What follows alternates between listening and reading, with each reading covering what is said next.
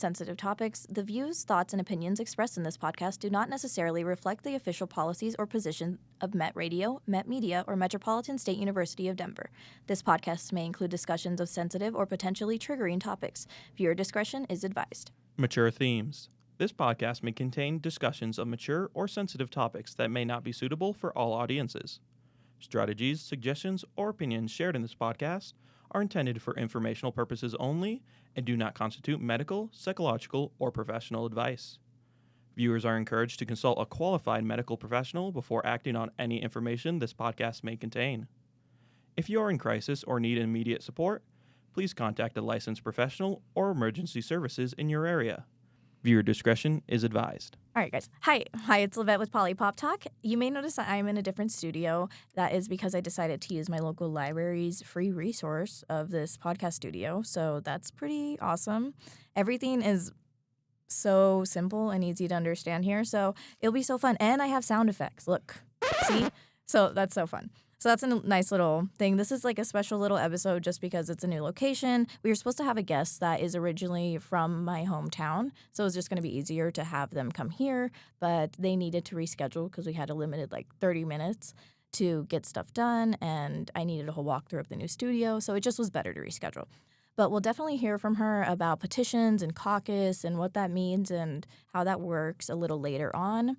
So I have a couple of talking points that I just want to talk about. First, Christine Noem is set to be impeached. I think 71 House representatives voted to get her impeached or to start that impeachment process after the killings of multiple people at the hands of ICE. They say that ICE hasn't been trained very well.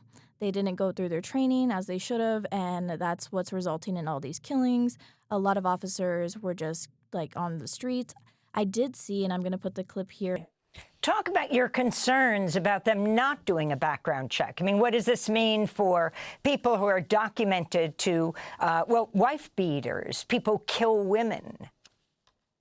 Yeah, I mean, it's very funny that they hired a lefty journalist with a profile on Antifa Watch. That's hilarious. But what's not funny is they didn't make me sign a domestic violence waiver. So how many people with domestic violence convictions are running around with guns in our cities terrorizing people?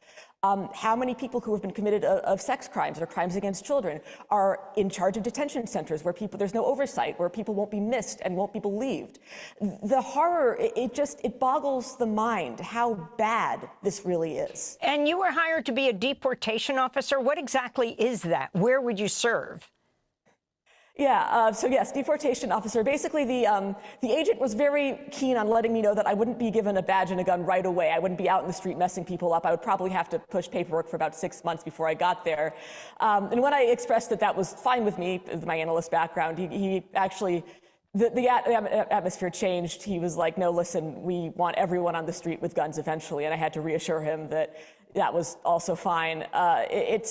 It seems like the focus is very much getting people out on the street with guns, and the focus of the people applying, apparently, is to get out on the street as quickly as possible to brutalize. But there was this journalist, and she was very clearly a left-wing journalist. She went into ICE, and she got an interview with ICE, 6-minute interview, nothing crazy. She said she was waiting on her background check and to get vetted. When she logged back in, I guess they had hired her. And just proving that they're not really vetting anybody, they're not really seeing who people are, because then they would have very clearly seen that she was a left-wing media person. So that was kind of one that's concerning. So if they're not checking people who are doing it just as a joke, can you imagine the people that are doing it seriously? That may have domestic violence charges or any other kind of charges if background checks aren't being taken that seriously, because when you need recruitment and you need more people there, you'll take anybody. You'll get to a point where you'll just take anybody.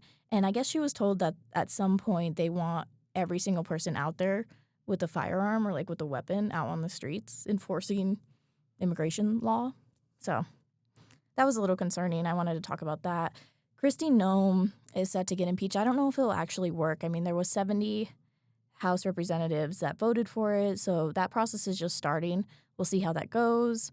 I do want to talk about, I did mention Pam Bondi already and how she still has yet to explain the redactions of the Epstein files. Trump continues to threaten more states. I'm not quite sure what's happening in Iran. I know there's a lot of protests. The citizens are protesting, right? I don't want to speak on it too much because I don't know much about it, but I do have people telling me about it, and I'm trying to, like, learn more, but it's really, I think first and foremost, like, sometimes it gets overwhelming when you have stuff in your own country, when you have stuff in other people's country, and then there's another country that, like, comes out with things. It's hard to keep up with it all.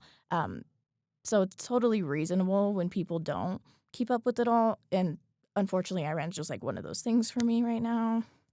But I know there's protests. Citizens are protesting. Women are, I know specifically they're protesting, and then women are trying to get their rights, so, like, be able to not wear hijabs and have, like, basic freedoms. So I know there's a lot of protests. I know the government has been killing protesters or hurting protesters in some way, prompting Donald Trump to threaten them, saying if they were to kill any more protesters, then that would prompt action by Donald Trump. And I think that I've seen this comedian. I'll put the clip here. Cool it. And Donald Trump was like, if you start shooting unarmed citizens, we're going to start shooting you. To which the Iranians said, shut up, Donald, get back to shooting unarmed citizens of your own. But it was super funny because he's like, shouldn't you be focused on killing your own peaceful protesters and not other countries, like defending other countries' peaceful protesters? So terrible joke, but very valid, considering what we've seen in the past month. So we have Kristi Noem getting impeached, talked about Pam Bondi, ICE agents, or the whole ICE recruitment. Time to the recommended registry in a second. Mr. Marino, on that topic of bonuses, just real quick, do you support ICE agents getting $42,000 worth of bonuses? There's $800 billion for bonuses. Okay. I say billion, I'm sorry, million. I apologize. $800 million in there for bonuses. Do you support that? Yeah, what kind of bonuses are we talking about? Are we talking retention bonuses? This is a great question, Mr. Marino. Great question. They didn't say at all in the backup. Yeah. There was no documentation at all what the bonuses were for or what it was just $800 million for bonuses. It sounded like a lot of money for federal employees for bonuses. Not that we don't want to treat our federal employees great. Of course we do. But I had suggested $500 million for bonuses, and they said, no, $500 million sounds a little better, right? Well, look. Or zero. Are you at zero for bonuses, maybe? I never received a $42,000 bonus. Good, perfect, we agree. I would like However, times are different. Recruiting is tougher. Retention is a challenge. And if that's something that it's needed for, I would support it. So do you support those bonuses for NOAA, FEMA, the Pentagon, all of the departments, or just ICE? I would support strategic use of retention bonuses. And each person who works for ICE can gain up to $42,000 in bonuses every year. And of course, you hear like the rumors that like you get the bonus by doing XYZ. I'm not going to like spread the rumors, but you can kind of figure what those rumors are. And then I wanted to talk about the Insurrection Act that they were that they have been threatening Minnesota with. So the Insurrection Act is basically, I don't know, he's kind of already doing it, right? Alrighty, so I actually have a guest that is going to call in and talk a little bit more on Iran because they have a little bit more knowledge on that. So while we're waiting for them to call, I just want to go over something. So I'm not quite sure if everybody knows in Colorado and anybody who is trying to help our immigrant neighbors, but I wanted to kind of share some resources. There is this Colorado Rapid Response Network, and that is a number basically you call whenever there's any ICE activity, and they'll send people to go legally observe. I know we've heard that term legal observer before, but this way people, their goal is to safely stay a safe distance from ICE while still trying to record them. And another goal is to draw a crowd. So a lot of times if like ICE is disrupting stuff way too much, sometimes they'll just leave and they'll leave people alone. So you'll hear like people have whistles, you'll hear people honking and following ICE and doing those things. A lot of times this could be looked at as impeding, but as long as you're staying a safe distance away from them and not being violent, then it should be okay. I'd like to say that, but obviously we've seen that it hasn't always been okay. So I think you just form a crowd and you don't stay silent. You definitely stay, like, you don't get violent at all. And just some little tools. I think a lot of people, we have these, let me see. We have these, like, know your rights cards that they hand out and people have been getting, and it talks about your right under the Fourth Amendment, the Fifth Amendment, regardless of your legal status. But I think we've reached a point where they don't care about your rights. I mean, they're going door to door, and I've seen videos of people just getting their homes invaded by ICE agents, and they're asking for a warrant, they're trying to exercise their rights, and they're just getting violated. So I think we've reached a point here that that's not enough. And I think that it's important for all of us to make a plan about what would happen, especially if door-to-door operations start happening in our state. Literally a plan on what to do if ICE comes to your door, because it's not going to be as simple as you need a warrant. They're breaking down doors. They're forcibly entering homes. It's a whole different playing field now. Alrighty, guys, we're back, and I have someone who wanted to speak on Iran and has a little bit more information about the history and what's actually going on in Iran. So, caller, if you want to explain to me. Howdy. Howdy. I guess it all started back in 1979. I bet some people have heard about the revolution, the Iranian Revolution. And this is when the people wanted the Islam to be like, their national religion. And, well, we all know what happened after that.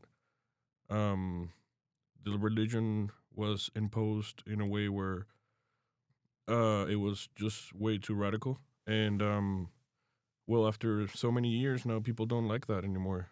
And that's what they're fighting. They're fighting. It's not even a political fight. They're just trying to express themselves and not have religion imposed on them. Just freedom of religion. That's what the people of Iran want.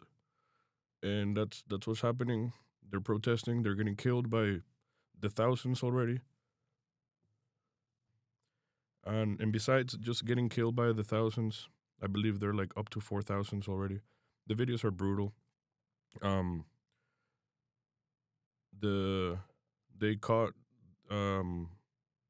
a person, a 26-year-old, which I think they already did, publicly executed to kind of send a message. Was this the woman that didn't wear her hijab, right? I just seen this story. I read it was a British newspaper, and it's a male, 26-year-old guy, and they captured him, and they've been holding him prisoner, and I don't know when the execution is going to happen, but the article that I read was kind of aimed towards Donald Trump. It was a point of view where this is forcing Donald Trump's hand because he spoke about it, like we already heard. And yeah, I mean, it's hard to get involved in other countries, politics, but when you see the civilization, like all of the people just revolting, when you have the police is standing behind the civilians. They're using the military power now. So I don't know. It's something to be seen. It's quite tremendous. I think the people of Iran want change. I think hopefully they'll have their change, and in a peaceful way, hopefully. But yeah. So when you're talking about like getting involved in other countries' politics, Trump has clearly done that, and he did that in Venezuela, and he's doing it now. And what about our country? Like, do you think other countries that look at us and look at all the protests that we've been having and all the stuff that's been happening here and disruption, like civic disruption that we've been experiencing since Trump got office, do you think other countries can look at that and think that they should take action here? I don't think there's need to take action per se here. I mean, there is, obviously. It's just different every time we see it because there's obviously too many problems, obviously. And there's too many things to protest about. Right, but if we look at like when Trump has threatened our democracy, or looked at when he's threatening the right to free speech, like the First Amendment and other like constitutional rights that we have as citizens or just as people of this country, do you think like other countries can see that and be like, that's not right, someone has to do something? Or do you think they're intimidated by America? Like it is the land of the freedom and all that. Like you said, constitutional rights. These are things that, you have the right to do that stuff. And these countries that the Mr. President is helping, or not helping, bombing, I feel like a lot of the people that live in the country asked for this help, wanted this help. In the case of Venezuela, the opposition party is present, very present. They just met at the White House yesterday. And the idea has been to always do a democratic transfer of power. The Venezuelan case is very weird because to me, in my eyes, it looks like it's just investment. They're putting a shit ton of money in the country. We used to produce a lot of Venezuelan oil, up to like 4 billion barrels. Our production went down to like less than 1,000 barrels. And I think they just want to like invest in it, bring it back to where it was, and then, buy that oil. They already did actually buy some oil at market price, which is obviously not amazing for us, but we've been gifting the oil, so it is good for us. You've been gifting it, or they've been gifting it, or has it? I've heard it's been stolen. It is gifted, stolen. It's once you become part of the communist regime, Cuba, Russia, China, it's all theirs. Everybody's, sharing that stuff. But I have a question on Venezuela because I've made a video before about the people who actually are in power, and it seems like Delcy Rodriguez was the one in charge of oil, and it seems like she's the one kind of working directly with the Trump administration to run Venezuela. And I think it couldn't be more obvious the reason why we did that, right? Because, like, why are we suddenly caring about these people when we demonized these people a year ago, right? We were saying that they were just, like, all gang members and they were coming and causing disruption in this country because of because of them, right? Yes. And Trump took that and he even, like, said in Aurora that they were like taking things over. So first we demonize these people, then we want to try to pitch the idea that we cared about them so much that we took their president to save them and impose democratic values. Not everybody's a monster. Literally, what happened is that Maduro, the guy that's in jail right now, sent a shit ton of people from jails, from asylums, and that's Tren de Aragua. Tren de Aragua never existed like 20 years ago. It's literally created by Cartel del Sol, which is a cartel which moves drugs. That's, Maduro's the kingpin of that cartel. They created Tren de Aragua to attack America. Like, they're literally like China's and Russia's buddies. America has enemies. And obviously, we've been having this dictatorship for a long time. Our elections have been stolen. For this last election we had, we won by more than 70%. So it's not like the whole country wants him out. There's still people that like believe in the communist Chavismo. And so taking all of the communist force wouldn't just help the country in any way, because then you have a void of power. And so taking out Maduro makes sense because he's the kingpin. He's the drug lord in a way. And now they're...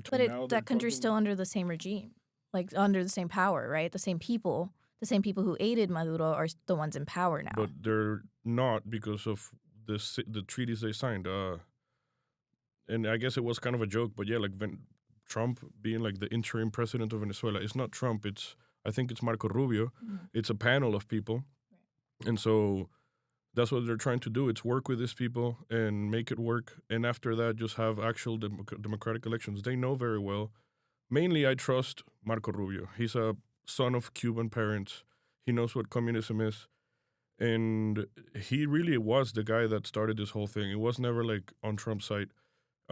He's been working on freeing Venezuela, quote unquote. Not just because of the oil.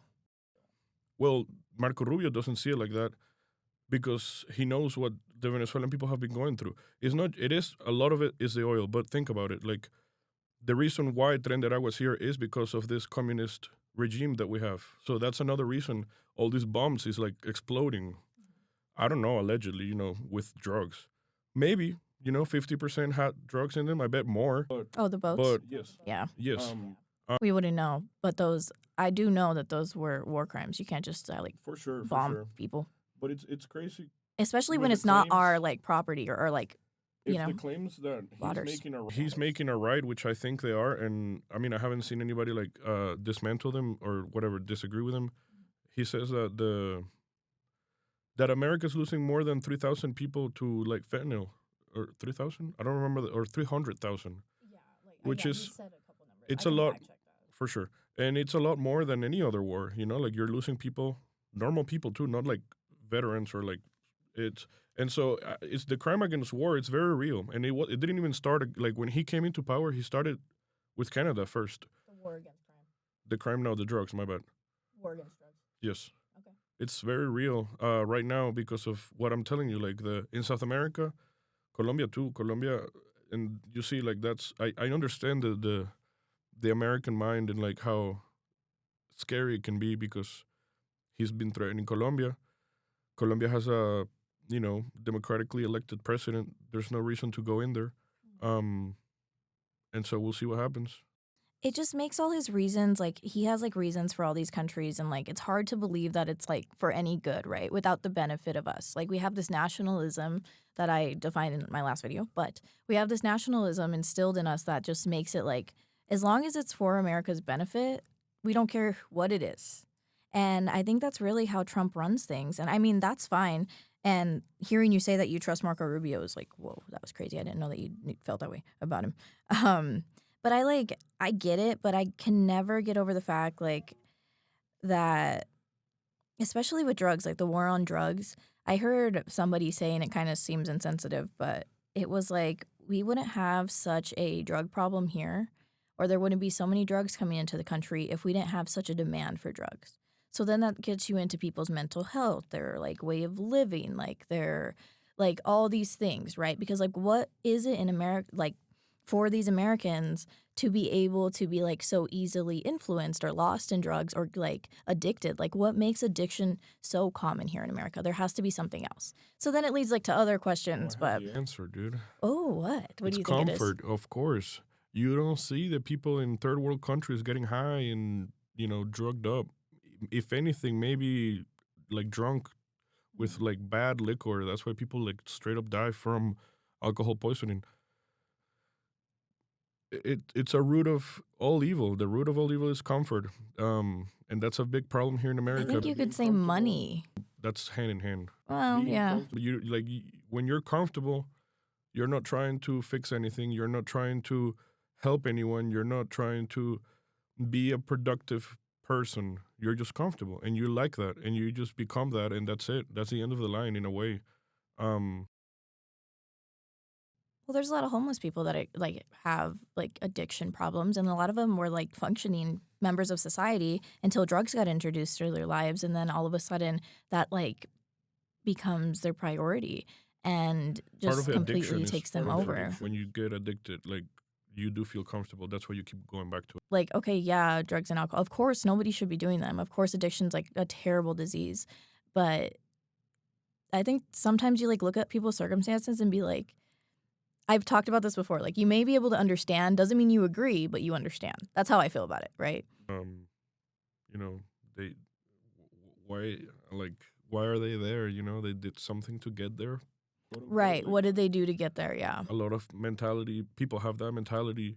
They do. And so and that's, I mean, like, I think a mixture of that is good, but you are paying taxes. I'm not. I mean, like, I am, but, I'm not from here, I guess. And then the other thing is, like, you guys do have the ability to also vote for the guys that decide who taxes what and where the money goes. So here's the thing. When you talk about, like, our ability to vote, democracy is beautiful. But when people have abandoned the idea of democracy and have been like, my vote doesn't matter, what I say doesn't matter, what change am I going to make?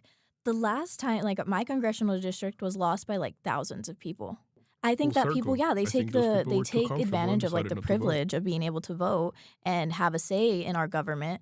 They take it for granted, and they're like, well, and there's nothing I can do or whatever. And the people who know, yeah, and the people who know the changes and the power that they have, yeah, people who know the power that they have and the changes that they can make and use it, that's the people you see that are in power running this shit.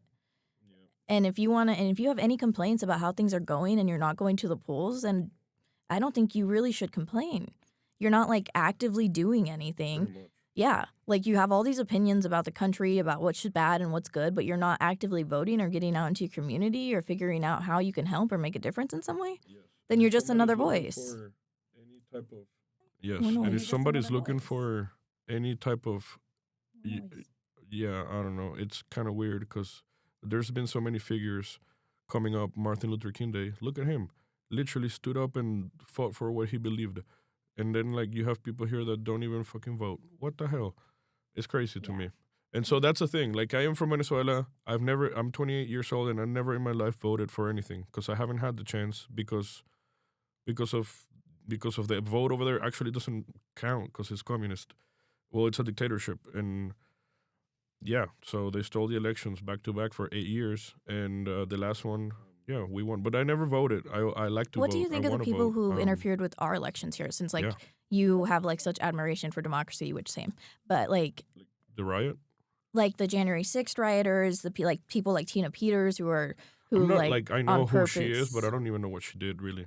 Okay, like, so Tina Peters, what she did specifically, or what she tried to do, was influence the 2020 elections to have it go for Trump rather than Biden. Specifically, she granted unauthorized access to voting equipment and placed the security of Mesa County's elections and all of our elections at risk, according to Jenna Griswold. She's our Secretary of State. So, yeah, that's what she did specifically. So she messed with the voting systems. The machines? The equipment, yeah. So that's the thing. And we had, before Trump and all the election, and he like started all the election denying, before that, we had we were known to have the most safest, secure elections out of anywhere in the country, like anywhere. When did they become electric? Because it used to be ballots, right? It is ballots.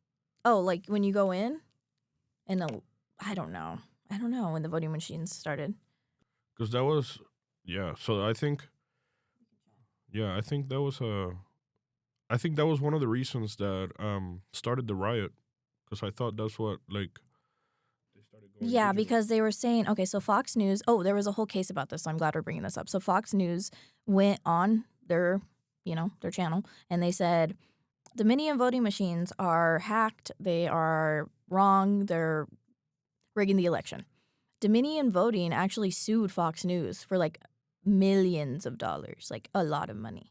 And they lost because it was a defamation suit because they were lying about the voting machines. So everyone thinks that the voting machines were rigging the election, and that's why Trump lost. Yeah, that's the same company that worked in Venezuela for all those 8 years doing the machines. That's why, in my eyes, I'm still like, I don't know. And we'll never know. That's the sad part either. We know. There's been multiple investigations. Okay. Like every county, every state. Trump has like literally had... But those, yeah, that was one of the reasons. That was one of the reasons why I feel like people, because I know that I thought it was probably rigged. I mean, 50-50, but only that because of the machines were the machines that were used in Venezuela for 30 years of communism. Yeah, no. So, I mean, those aren't the only machines either. Like, so the Dominion voting machines, they ended up winning this big lawsuit because of all the crap Fox News was talking about them. And then Trump still was like talking about election fraud and how dead people were voting. And he had all these things that were just like he was coming up with so people wouldn't think that our elections are safe and secure. And he started saying all these things once he realized he was going to lose the election. And he's kind of saying it again, right? He literally, I'll try to find the clip here, but he literally said, oh, well, we won in that state. Like, he still to this day says that he won that election. Like, he was at the economics club in Detroit. He was speaking there, and he was like, well, they stole that from you. They stole that office from you, but to me, you're still that. Or he was like, literally, I'll put the clip in.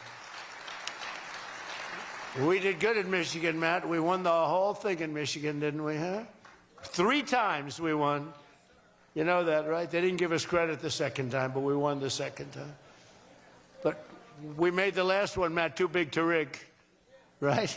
That's what you got. That's the only way you win races in many cases. I got to tell you, it's too bad. Rogers, who's running for the Senate, and he'll be a great senator, and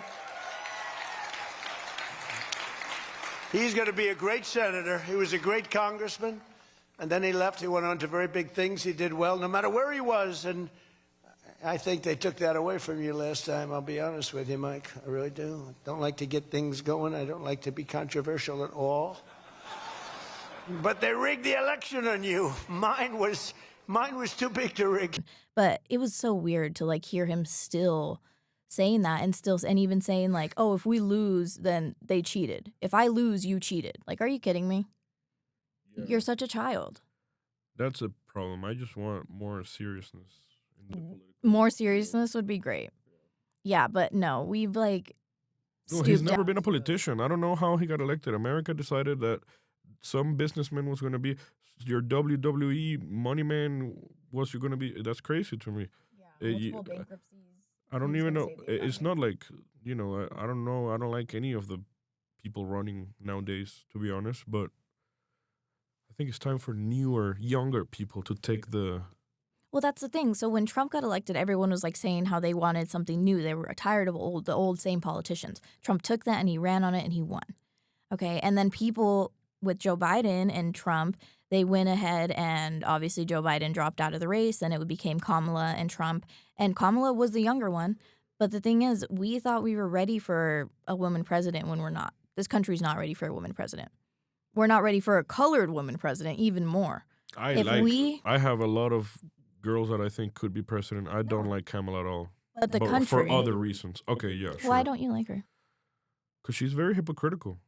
She literally has been changing her stance on everything all the time. Like, every time she comes with something, I see, like, people pulling, like, but this is all politicians, right? Mm-hmm. But in general, it's just the fact that, like, I don't know, deceitful. That I just get that vibe from her. Maybe you get that same vibe from other people. But I get, snake vibes from her. Lying all the time. I think she has like a crazy reputation and crazy experience. The New Democrats. She's part of the New Democrats. What do you mean the New Democrats? No, the old Democrats. My bad. She's part of the old Democrats that gossip and don't care about like America and just themselves. I don't know. Yeah, and you can like argue that point because of all the stock trading and everything that they're doing, how much money they make in office she and just all bought those things. $8 million house by the beach. But it's not just her. There's so many other people, Of course, right? but I mean, Trump is not claiming to, I'm going to give the money to these people. He just takes it. He's like, this is my money. It's crazy when you're claiming. It's not just Kamala. I'm just saying all the like socialist-minded people when they're like thinking that, you know, like all these. Why don't you use the $8 billion to like, you know, put them in the shelter? I don't know. Then this inside stock. No, it's the claims are the different thing. That's what like makes. There's no socialist in power like right now, except for the Democratic Socialist, New York governor, but that's about it. That's my point. So, or New York mayor. And like, for example, good example, look at that guy, Mandami. Mm-hmm. He just moved out of his one apartment that was one bedroom that he lived there with his girl forever. Because that's what he believes in like a world where like if you have too much money, you can share it with other people. And then you can see that represented of him. He's not going to be wearing, I don't know, probably, I hope not, like, you know, Rolexes and shit, because that's not what he believes in. You have yelling somewhere at somebody. Because of? No, just it was like Hamand. Do you know Hamand? I have no idea. That's what I mean. It's just that. It's just like, I mean, of course, Trump is going to have a, you know, the Mar-a-Lago mansion, whatever, because he's a businessman and, like, he doesn't care about other people. He said that. But then when you claim to care of other people, right, but when you claim you care for other people and then you're just being hypocritical and, like, earning all this money and, you know, like. Yeah, but money doesn't, like, directly equal power, right? So, like, if I gained a lot of money, I wouldn't know where to put it or who to give it to without causing more evil or without causing more problems. Or without feeling like somebody was left out. You know what I mean? So the problem with that is like if good people get money, then it becomes who am I leaving out? What can I do with it? Actually, is this the best thing to do with it? Like, and then it becomes like just juggling. That's why good people, I think, will never get money, right? Because they want to give it to everywhere, like distribute it equally and be like all good with it. But the reality of it is, like, when you have money, you start to prioritize yourself regardless. Like, because in order to, I feel like the whole like thing of capitalism is you have to be like so self-interested. Like, you really do.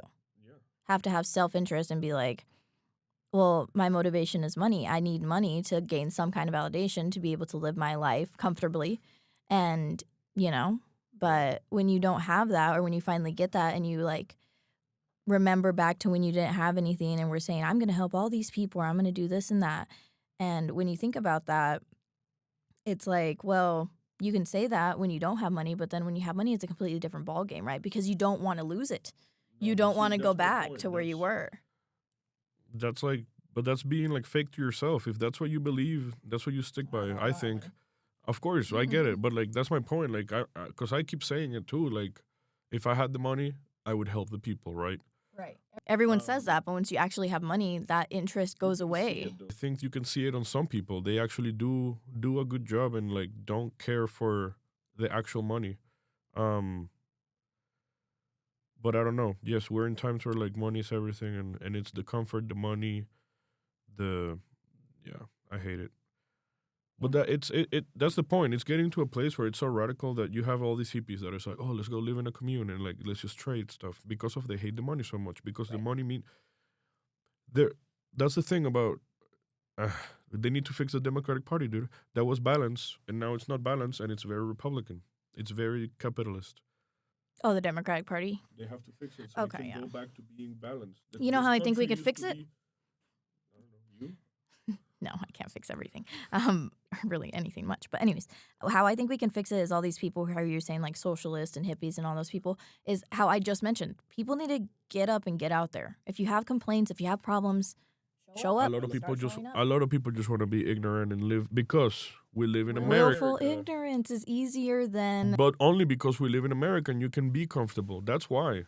When you live in a place like Iran, there's no other place or where to be or other option to do. There's no comfort. You're surviving and it's enough. I'm going to fucking rebel and try to change my life for the better of everybody. So you think our freedom has led us to all this disruption? Yes. I mean, think about it. The reason why there's no But we sense of still unity. should have the freedoms, right? The reason, one of the reasons why America is so devised and two political party system and just like black and white, like yes or no. That's one of the reasons. Is nobody invaded this country, and the only big wars you guys ever had is civil wars, and so like culturally and like historically, there's never been any sense of bonding. Yeah, 2001, 9/11. Okay, well there you go. That's a building though, and like that's in New York. That was a terrorist attack on Sure, the but, country. like it was like as big as a country, like having a revolution. Let's say, you know what I mean? Right. Like And that's why I think I like care so much about like protecting the freedoms, right? Because that's the only way I've known how to live. Like I can't even imagine living in another country or the freedoms here changing. Like all of a sudden someone telling me you can't say what you want whenever you want. that's the other thing. I'm gonna be like, what? We can say whatever we want. We can work on whatever we want. We can be creative and do that. What you're saying, like all these, like you can do that. You can like study like how to make a watch if you want on your free time. You know what I mean? Like that's a possibility here in America, and you will make money with it. Alrighty. Well, thank you, caller. You're really in the studio. I just want to clear that up because you'll see me looking at him. But I just wanted to say thank you so much for your input and your opinion there. Obviously, I will try to fact check everything we talked about so you guys know what to take out of the conversation. Okay, so one more thing I want to touch on before we wrap this up is the Insurrection Act. You may have heard that Trump has been threatening the Insurrection Act to Minnesota. So I just wanted to define what insurrection means. So insurrection means a violent uprising against authority or government. So him saying that the Insurrection Act should be done in Minnesota is basically him implying that the people of Minnesota are violently uprising against authority or government. But the only ones that I have seen a lot of is them directly, like, fighting with ICE. So if it's a federal authority, I don't know how much like, I don't know how much power he has if it's a federal authority that they're clashing with to be able to impose the Insurrection Act, right? Because he sent those people there that then caused the violent uprising because of the murder of because of the murder of Renee Good. And now he's saying that he wants to invoke the Insurrection Act on Minnesota so that he can deploy the National Guard and other federal military or federal agencies to I don't know, get control of the protesters. Every protest I've seen so far has been peaceful, so I'm not quite sure on why he's doing that. But I do want to like submit a clip here of Tim Walz's words, just a couple of like clips of what he said to address the state. He is the governor of Minnesota, and Minnesota's been going through a lot, like I talked about in my last video. So we'll just watch that real quick. My fellow Minnesotans, what's happening in Minnesota right now defies belief. News reports simply don't do justice to the level of chaos and disruption and trauma the federal government is raining down upon our communities. 2,000 to 3,000 armed agents of the federal government have been deployed to Minnesota. Armed, masked, undertrained ICE agents are going door to door, ordering people to point out where their neighbors of color live. They're pulling over people indiscriminately, including U.S. citizens, and demanding to see their papers. And at grocery stores, at bus stops, even at our schools, they're breaking windows, dragging pregnant women down the street, just plain grabbing Minnesotans and shoving them into unmarked vans, kidnapping innocent people with no warning and no due process. Let's be very, very clear. This long ago stopped being a matter of immigration enforcement. Instead, it's a campaign of organized brutality against the people of Minnesota by our own federal government. Last week, that campaign claimed the life of Renee Nicole Good. We've all watched the video. We've all seen what happened.